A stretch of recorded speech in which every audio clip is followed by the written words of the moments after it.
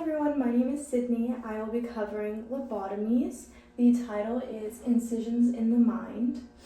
So we are going to be covering historical context, origins, social and institutional factors, declines, in-class topics, along with how it is applied to modern psychology and current events. So to start us off, what are lobotomies? Lobotomies is essentially getting an ice pick, which was used in many different people's studies and cases and procedures, and disconnecting the frontal lobe. So, historical context. There were overcrowded asylums, which led to limited treatments and led to people just kind of staying in these institutions with no way of movement, no way of giving them treatment for severe mental illnesses. There was also a rise of biological explanations, or a search for biological explanations of why certain people had severe mental illnesses, why others didn't. Was it eugenics? Was it not? Is it a learned trait? Is it a biological one? In some other historical contexts is psychosurgery in Europe. So that then leads us to our origins. So Burckhardt, I don't know if I'm saying that right, but Burckhardt was essentially interested in epilepsy. He was interested in people that were having seizures, so he performed the first type of psychosurgery, psychological surgery. He basically did resections in the cortex, and he also used like electroshocks, and it developed into that. Then from that, Moniz was a Portuguese physician, psychiatrist, all in that kind of realm, and he started leucotomy, which is essentially a different word for lobotomies that was used primarily in Europe. So he started with frontal lobe dissections. He, again, took the ice pick sort of instrument and disconnected the frontal lobe. He did this primarily through the brain. He was a neurosurgeon, things of that nature. And then you have Freeman and Watts. These are essentially the two people that brought this type of procedure to the US. Now, Freeman and Watts brought this to the US and basically made it explode. This was still happening in Europe. It was still happening in Germany and Portugal, all around Europe, and it just exploded in the US.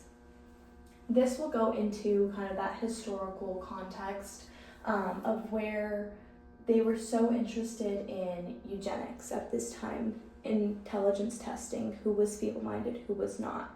And so it resulted in an increase of finding out people have these types of disorders, these types of things, and so there was an increase in admissions to mental institutions. And Freeman and Watts took that and ran with it. Freeman, however, made this to such a level of, I'm going to run around and I'm going to take my van and I'm going to go across states and perform them on the weekends, not just in a controlled environment where it originally started. He said, I don't need a neurosurgeon anymore. I don't need to do brain surgery, and switch the procedure to then be through the occipital area. So instead of having to go through the brain, he said, I can go through the eye. I don't need a neurosurgeon. I can take this show on the road. And that's what he did. When that happened, Watts essentially said, yeah, that's kind of crazy. I'm out. And the way that Freeman and Watts documented the impacts and the implications and proof that this was helpful to those that were severely mentally ill was that they took pictures. So when someone was first in the mental institution or before they had the procedure, they took a picture of them. Oftentimes these were patients that suffered with manic depression, personality disorders, mood disorders, along with schizophrenia. So a lot of these people were already kind of having a struggle, took a picture of them, put like a couple words in there to describe how they were, personality kind of wise, and then took pictures later on. Now, what this kind of showed was that there wasn't a direct connection to how it helped them. It kind of just took everything that they kind of knew, their emotional capabilities, their cognitive capabilities, and kind of cut them off. And at first it was thought that that was what we needed. That is what, well, not we, but that is what people who were severely mentally ill needed, is that they were stuck in a repeating cycle and loop of how they are supposed to act, how they are supposed to be, which impacted their social capabilities. With severing that, they thought that it made it better, that they wouldn't be in this repeated loop and they wouldn't be so much in their minds as they wanted to word it. So with that disconnect also took away their emotion. So their default emotion was just kind of a happy one, whereas their struggling mind before their procedure was very overthought, furrowed eyebrows, angry, confused, things of that nature. And without proper documentation, interviewing, controlled kind of people, there was no way to see if this was how they were on a cognitive level or how they were presenting. And that is what others in Canada were saying and they were finding, is that Freeman and Watts were not following up correctly. They also were not careful in their selection. They kind of just took anyone that had a hopeless diagnosis or a hopeless prognosis, which essentially just meant that at this time, there was not a treatment, there was not a medication, there was not another procedure, there was just, this is the last resort. You want them to get better, you want them to have these kinds of results, then you gotta go with it. And this really kind of hindered psychology for a while and psychiatry for a while, because this was thought to be the solution. So Canada said, you know what, I see what you're doing. They kind of kept doing it their own. They said, you know what, this is great, but we should keep in mind that they're not following up correctly and they're not doing careful selections of who is getting these treatments. Next, we're going to go over to social and institutional factors. Like we just said, there was an increase of mental diagnoses from intelligence testing, along with the eugenics and everything like that. So there was an uptick in mental diagnosis, but not an uptick in the types of treatments for these mental illnesses. There was also a lack of staffing at a lot of these institutions. This is also could be in part to there was a war going on, there was other factors going on. There was a lack of training. Again, they said, yes, there is this problem, there's feeble-mindedness, we need to get rid of it, but get rid of it by sterilization or treat it properly. So they thought this was the happy medium. And again, lack of treatment. And the media. The media was a big part of this. It definitely supported Freeman and Watts's experiments, especially Freeman when he went on the road. They said, this is so easy to get, it's helping so many people. And he did a spree of cases where he did 200 of them. Just in like one shot, one go in a short time period. And then these international affirmations. So seeing that not only are we doing it here in the US, but Portugal is doing it, Germany is doing it, Canada is doing it, all over. And then we come to the declines. Around in the 1950s is when it started to decline. The question of ethics. Again, what Canada was saying, they're not following up. What are the long-term implications? And what they were finding was that Freeman had this biased opinion of it. Of course, this was his baby, this was his procedure, he developed it, he loved it. And then there was also the selection process. There was also informed consent.